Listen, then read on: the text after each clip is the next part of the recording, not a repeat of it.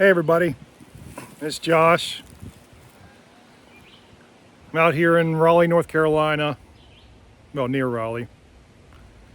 Might be our last beautiful weekend of the summer. Summertime here is kind of when you get the cabin fever, like in the north. It's really painful sometimes to leave the house. The humidity is just is what gets me, but I try to trudge through the humidity and the heat, but I didn't have a lot on my mind today other than I wanted to respond to some comments, and I wanted to first reach out and kind of be an uplifting message. I know that I talk about a lot of things that are kind of darker in our lives, the suffering, the pain, tragedy and trauma, addiction. And these things are very important because so many of us are dealing with them. And it's such a crazy time in our world. Now, we have no other view of the world except for our own. So for some people, they're doing great in life. But for most, we're starting to see this struggle that almost every generation before us has dealt with. You know, I'm a child of the 80s and 90s and early 2000s, and those seemed like the best times as far as society goes. It seemed like people were starting to get along for the first time ever in human history, at least in America. Seemed like people were able to joke about their differences and come together no matter what. But the people in power can't have that. They can't have us getting along. They can't have us loving each other. This is why they hate Christianity. But the way they saw that they had to take down Christianity was from within. So you corrupt the churches, you corrupt the message, you highlight the worst of the supposed Christians, and you constantly brainwash people into thinking how awful Christianity is. And that is something that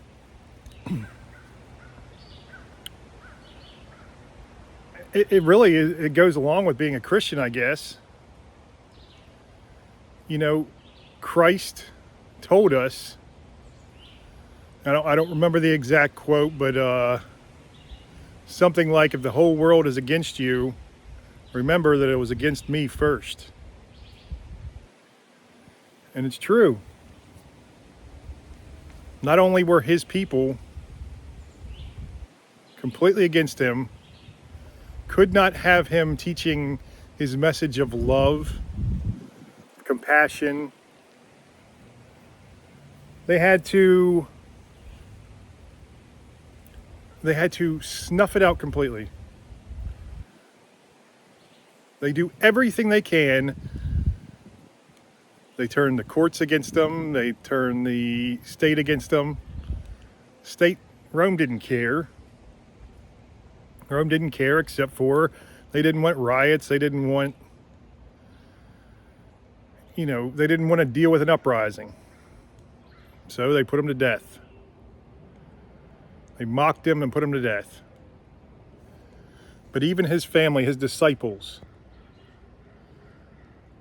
denied him, denied ever knowing him.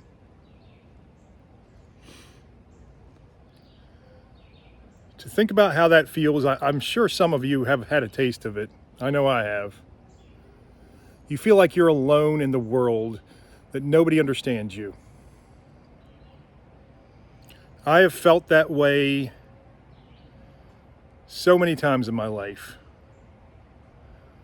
I actually was pretty popular when I was in school because I was the class clown. I found at a very young age that joking around and making people laugh was the only way that I could carve my way into society, to make friends, it was a coping mechanism for social anxiety. It really was.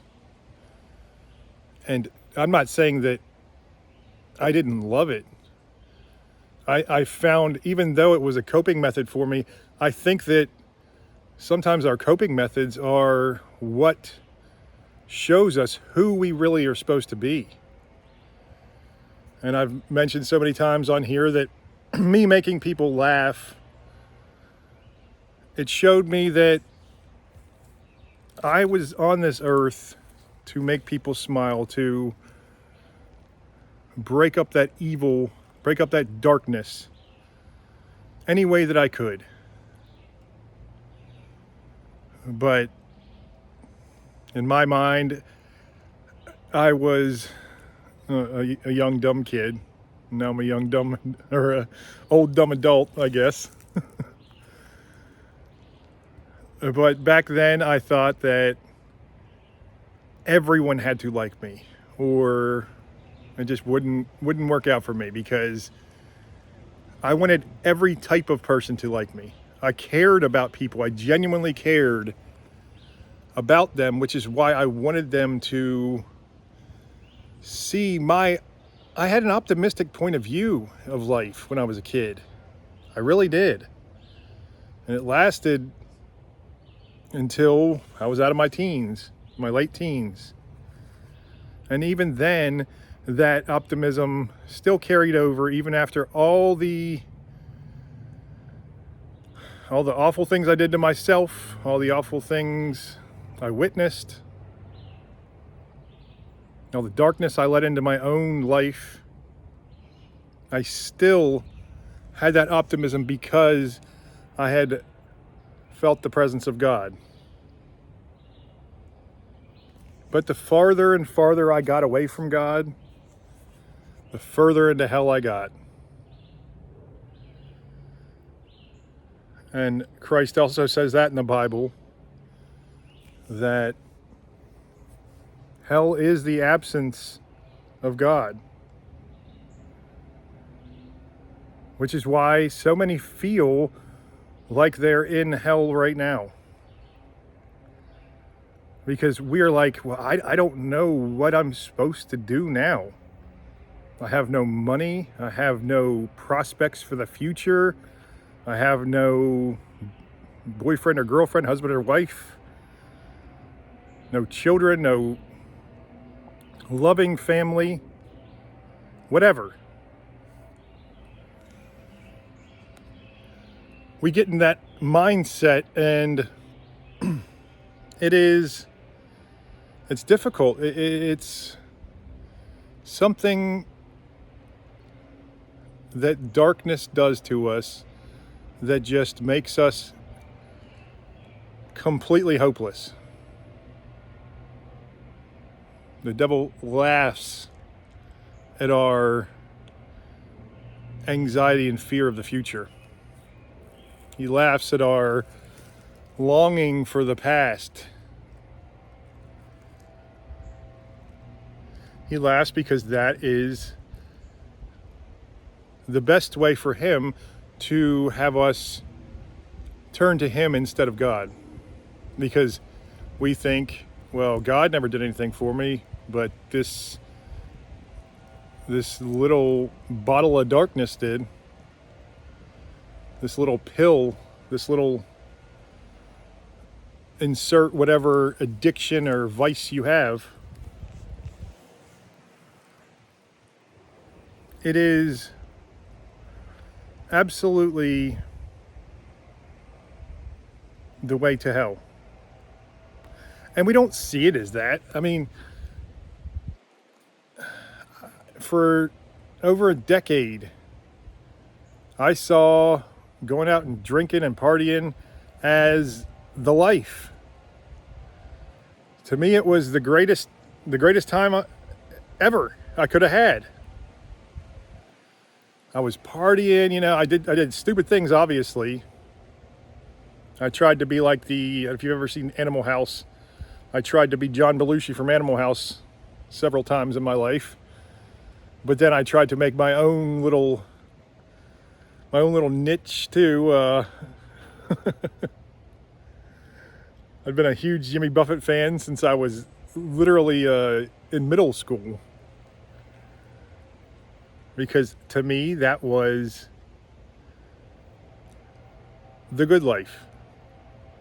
Sitting down, getting drunk with your friends, being on a beach or wherever in nature, just loving every minute of it. Because as a kid, I never saw the downside to any of that. I had family who, when I was younger, my dad's side of the family are all pretty heavy drinkers, and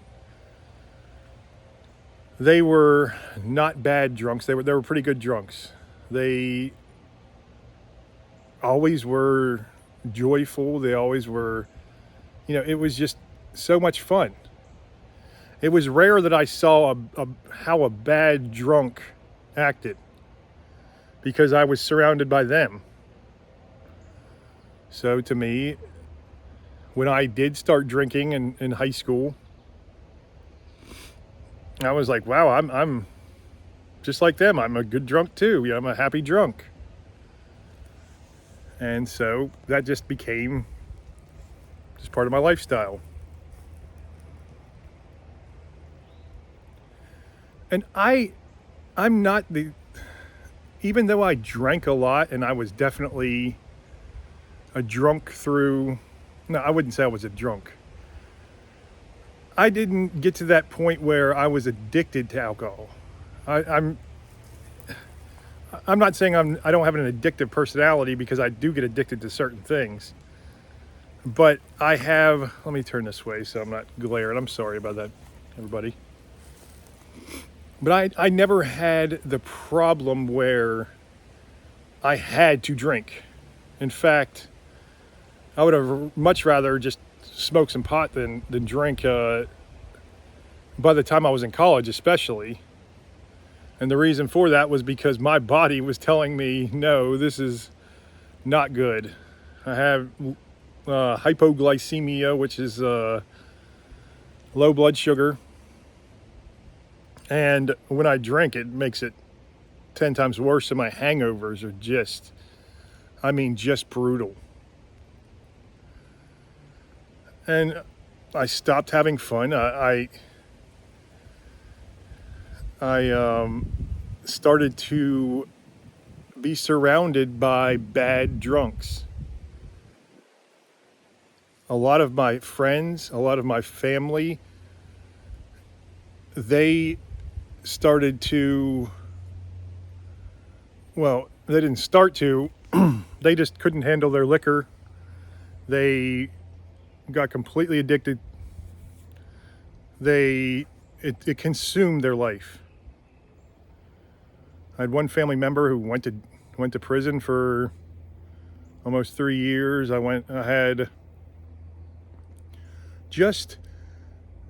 It wasn't the joyful time anymore. It was every time we would drink, it would turn into some big drama fight, and I would have to babysit, and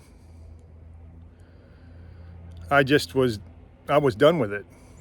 I was like, I enjoy drinking every now and then, but this is just awful. And I understand that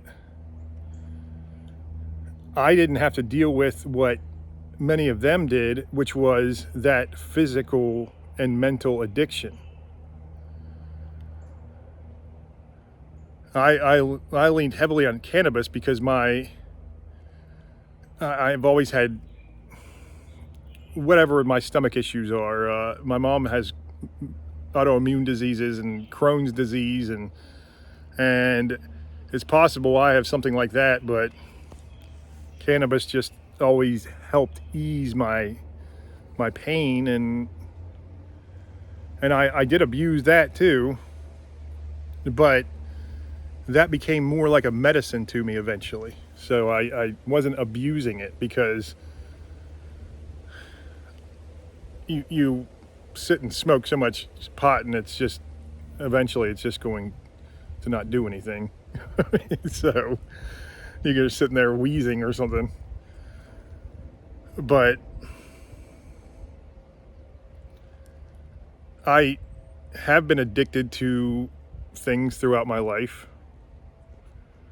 I started smoking cigarettes early, or smoking cigars first, and then moved to cigarettes because that was just easier, and then moved to chewing tobacco, and then it was on to vaping. And every time I was like, well, I'll just do this to stop the other. That makes sense. As I said, I'm not the brightest bulb there is, but when I see there's a vice in my life that is causing trouble, that is wrecking my life, at least I was always, I don't know, smart enough, but I think God was kind of sending me the message that this can't be this way. You know, I had to learn the message the hard way sometimes about the drinking, about many things. But eventually I was like, okay, well, you know, after my disability, I was broke anyway, and I didn't have any friends anymore. Well, I had friends, but I pushed most of them away. But I still, my heart breaks, and I've always been drawn to people who do have problems with addiction. And a lot of that stems from certain types of mental illness. Not always. You know, you can have addiction without mental illness for sure. Sometimes addiction will flare up the mental illness.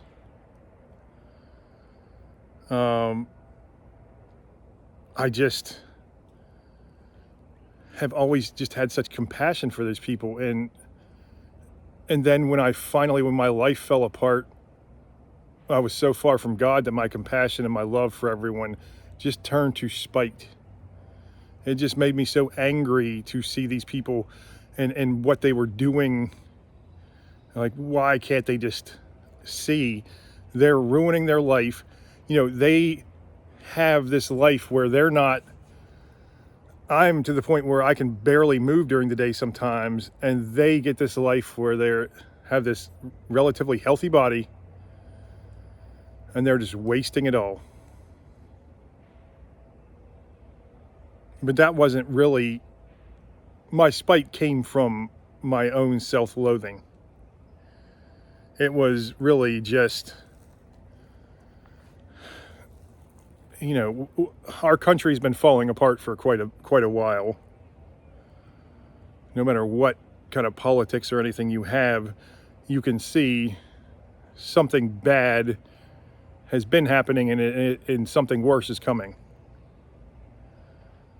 Now, I don't know what that will be. I know that can scare some people.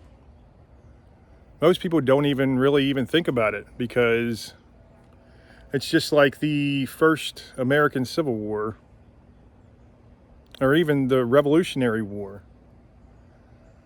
We didn't know we were in a war for a long time. I think it was the Battle of Fort Sumter, or maybe the Battle of Bull Run, or maybe both. There was people with chairs sitting there watching it from the hill. They didn't have a clue this was going to break into some nationwide war that would kill way too many people. But we had evil in our country both times. Well, we weren't a country yet in the Revolutionary War, but we had an oppressive force in the Revolutionary War, and we were somehow still having slaves during the Civil War. And I really do think, though God hates war, and sometimes that's the only way, and I understand that. Now, as a Christian, you are called to only protect the ones you love, and self-defense is always allowed. In fact, protecting those that you love is the highest form of love, according to the Bible. But you are called to never use violence in retribution or retaliation. Never revenge, never have that revenge in your heart. And so many of us want it because we think that's justice. We think all these corrupt people, maybe in our personal lives, maybe on the world global political scale, we think they get away with literally everything. And me, I'll do one thing wrong and all of a sudden, you better believe you're getting locked up. It's really about the classes. It's class warfare, and it's been that way. The with and without is the way of war. The vying for power. It was that way during Christ. It was that way during the Old Testament, and it's been that way ever since. Will it ever not be that way?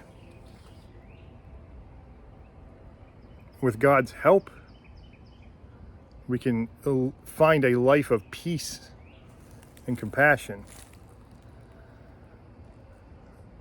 But as long as there's free will, there is human desire. And with that human desire, there will always be corruption and conflict. So how do we handle this as Christians? What do we do? We can peacefully protest things. You know, if you strongly believe in something.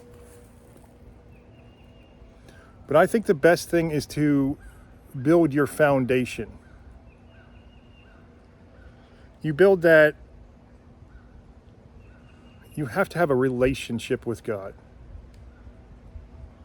I was responding to a comment the other day, and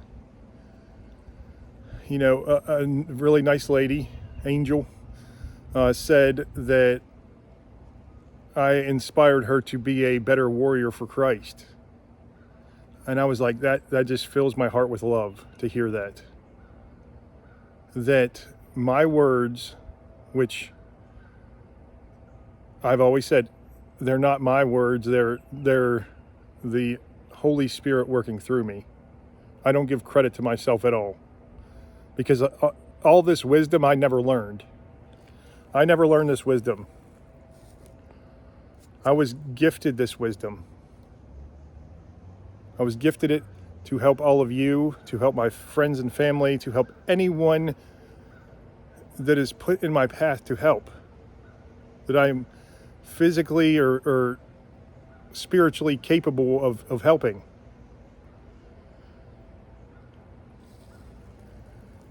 But, you know, she said that she wanted to be a better warrior for Christ, and I was like, that is amazing. But just remember that it's not about the work, it's not about the acts that we perform.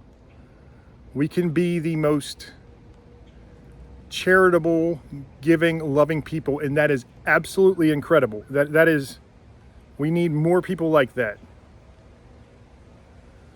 But you have to first work on that relationship with God. And why is this? Well, we say, well, why can't you just do that charitable work? Why can't you just do that? That's what almost every other religion does. It's you put in the good works, and if your good works outweigh your bad works, then you're going to heaven. But, I'm going to turn this way a little bit. Can't get the glare out, huh? I see my phone is like fogged up all the time now. But that good and the bad works don't get us to heaven. The relationship does, and this is why it's important for the two go hand in hand. Because when you have that relationship with God and Christ, or whatever your religion is, I can only speak for Christianity, because that is my faith. But I'm sure you can apply this to, if you have a different religion, you can apply this to your religion. But with the wisdom that I was gifted from the Holy Spirit, I was able to discern. Discernment is one of the most important bits of wisdom that we can have. Why is that? Okay, let's use a basic example. If you are, let's say you want to give money to the homeless. So you give a homeless man on the street corner $20.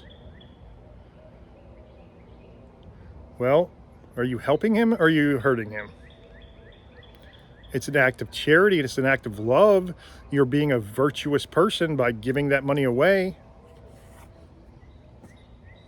But it's obvious that 9 times out of 10, they're going to take that money and they're going to buy a bottle of booze or whatever drugs they're into,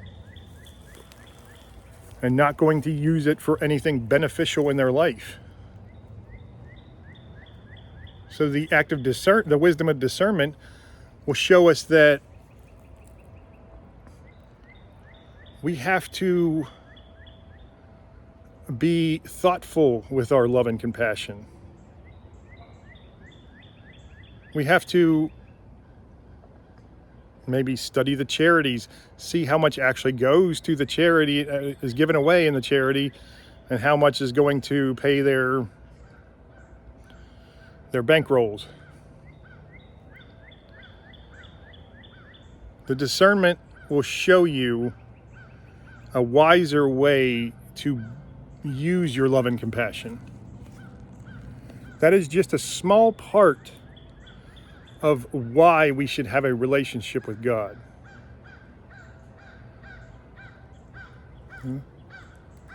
Sorry, I'm looking up at... Oh, there's some crows up there. I thought it was a hawk. I've had a little young hawk. I think I'm not sure if it's just a small hawk or a young one. And 2 days in a row, I think it's, I don't know if it's a boy or a girl, but it flew within probably 10 feet over my head. And today when I was walking my dogs, she let out 2 little chirps like, "Hey, how you doing?" I mean, just right over me. It's these signs that you see. And you can get these signs too. You just have to have that relationship with God.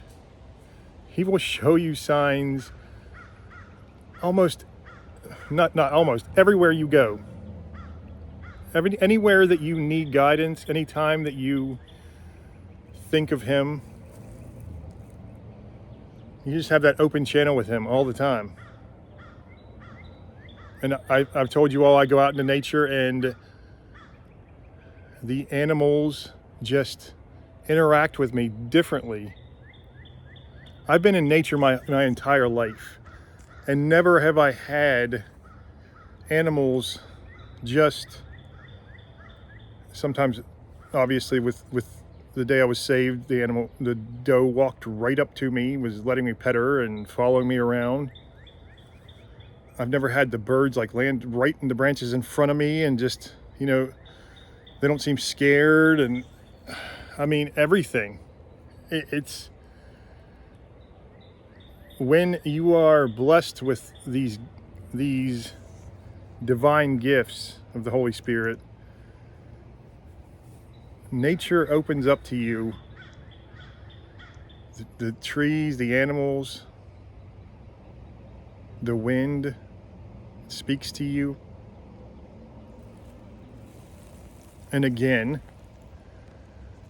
you're given that wisdom of discernment, because some of those things can be delusions in your head.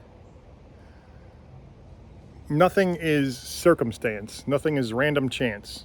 Even though we think it's, oh, that's a weird coincidence. Nothing in life is a coincidence.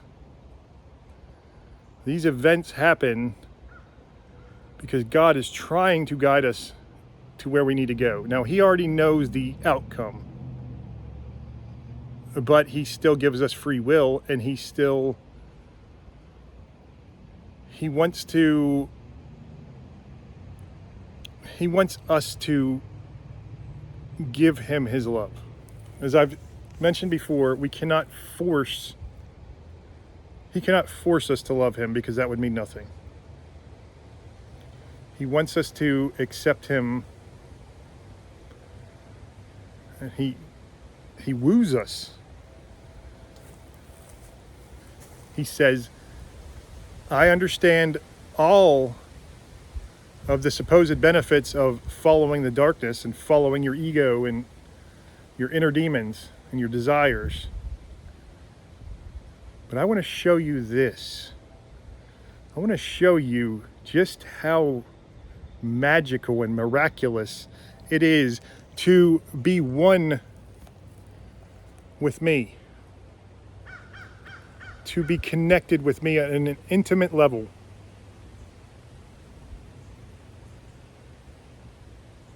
So it's not about the virtue signaling. It's not about the virtues at all, unless they are tied in with a strong foundation with Christ and with God and with faith.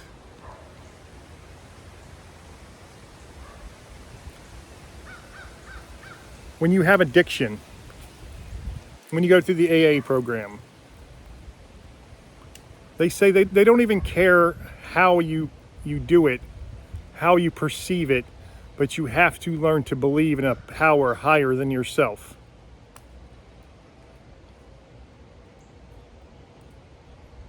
There's really a lot of agnostics, and they're not Christians, but a lot of them are. But you need to have that higher power. You need to have that faith in the higher power, because that higher power is the only thing that will be there for you when the world turns against you. When you are at that pivotal moment where there's no moves left except turning to darkness or turning to God. When you've been completely wrecked by your addiction and you cannot think of how to go on.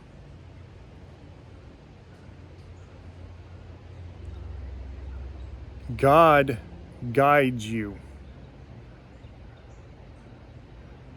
God lifts you up. God purifies your soul. But we are so brainwashed by dark forces. I can't even tell you how many shows and movies I've seen that just mock Christians and Christianity. I bring it up a lot. I've still been watching, we watch a couple shows every night, my daughter and I, and she really got into the Young Sheldon show. And they just treat Christians as the biggest imbeciles in the world. And a lot of people would think, well, why are you still letting her watch that? Well, I think a better way to do it than just to be like, no, we're not watching that because they mock our faith. A better way to do that is to answer the questions, because Young Sheldon is the super genius 10 or 11-year-old, and he just is the biggest atheist. He only believes in signs, not God. And he mocks his family and his pastor and everyone because they are imbeciles. And instead of being like, no, we're not going to watch that, I say, yes, let's watch it. And I'm going to tell you all the answers to his insane claims that many atheists make. And before I go, I'll make I'll try to make a scenario of why you should believe in a higher power. Why, if you're an atheist, believing in God is just the logical thing to do. So let's say that you are lost in space and your space shuttle, you're by yourself, your space shuttle, or I guess it doesn't matter if you're by yourself, but you crash on another planet. And you have nowhere to go because your rocket's wrecked. And all you can do is just walk around that planet, hope you find something that can sustain you somehow or help you. And suddenly you come across this enormous castle. And it is the most beautiful castle you've ever seen. Just intricate details. Some sort of medieval design. I don't know. Whatever you think the most beautiful castle would look like. Would you say there's no way that somebody made that? The people whoever made that is long gone. But according to an atheist, that could just be the chaos of the universe that made that castle.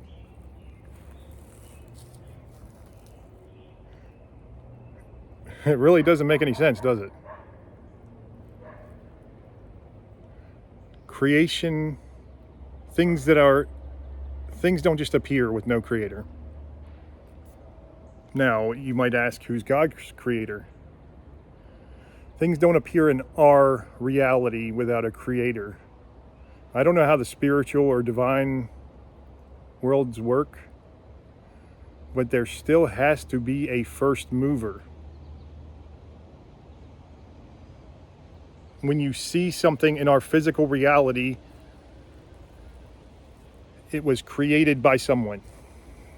To say it wasn't is just denying all logic. It's just a basic argument for why atheism just fails every time. And I do believe that the fact that we have such strong desires to know our Creator, to connect with Him. The oldest structures we've found of mankind have been temples to gods.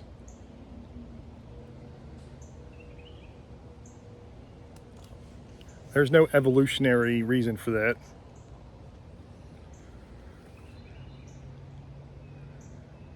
But you can always argue away anything once you understand that faith is going to be things that you can't prove. And nobody else can prove false, and you can't prove true. And it does not matter. Because I believed in God because I felt him. If I had never felt him, my life would have been drastically worse.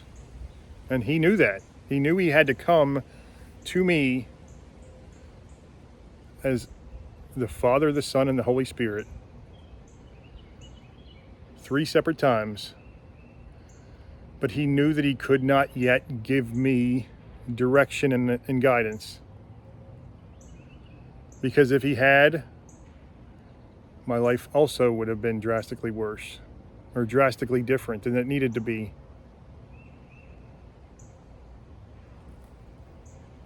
It's happening in your life too.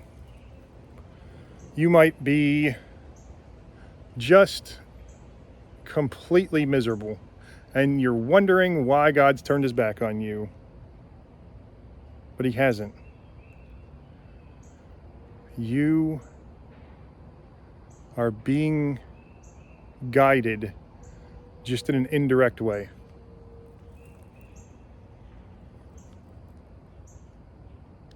Okay, I better wrap it up here. I know I've gone for too long today. Wanted to do a good one for the weekend for you all, and maybe I'll get some more done, but it's looking like I'm going to try to get my family out and do something. If they'll actually leave the house, the kids will fight me about it. But guess what? They're going to go anyway because it's the last nice weekend. Well, hopefully not, but I'm guessing it's the last nice weekend. God bless everyone. You have a great weekend. I hope it's nice weather where you're at too. Sorry, Smiling Beaver in Florida. I know that's rough down there. I've been in Florida, but I lived in Savannah, Georgia, and it was rough. North Carolina is not much better. Okay, I love you all. God bless.